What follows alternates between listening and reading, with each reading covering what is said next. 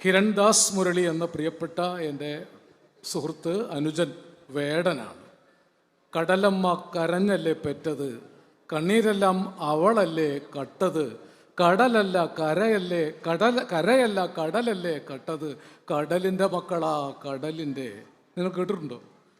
ചരിത്രത്തിൽ രേഖപ്പെടുത്തപ്പെട്ട അനേകം കടലിൻ്റെ മക്കളുടെ ശബ്ദമാണ് ഈ വേടൻ പാടുന്നത്. അതുകൊണ്ടാണ് വേടൻ്റെ പാട്ടിൽ നാവില്ലാത്ത കോടിക്കണക്കിന് മനുഷ്യർ ഉയർത്തെഴുന്നേൽക്കുകയാണ്.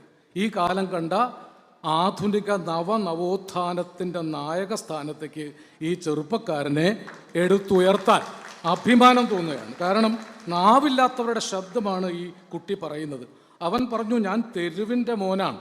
അയാൾ ഇവിടെ ഉണ്ടായിരുന്നു, വർഷങ്ങളായിട്ടുണ്ടായിരുന്നു. ഇന്നേ നിങ്ങൾ വേടനെ കണ്ടിട്ടുള്ളൂ. പക്ഷെ വേടൻ പൊരിഞ്ഞ് പിടഞ്ഞ് അവഗണിതനായി, നിന്ദിതനായി, നിരാശ്രയനായി, ഏകാഗിയായി, ദരിദ്രനായി, എനിക്കിപ്പോഴും സ്വന്തം മണ്ണില്ല എന്ന് പറഞ്ഞു. പൂമല ഡാമിൽ വാടക വീട്ടിലാണ് താമസിക്കുന്നത്. എപ്പോഴും സ്വന്തം മണ്ണില്ലാത്തവരുടെ പ്രതിനിധിയായി പാട്ടുകൊണ്ടൊരു ചൂട്ടുകെട്ടി തമ്പുരാന്മാരുടെ മുഖത്ത് കുത്തിയ ധീരതയുടെ പേരാണ് വേടൻ.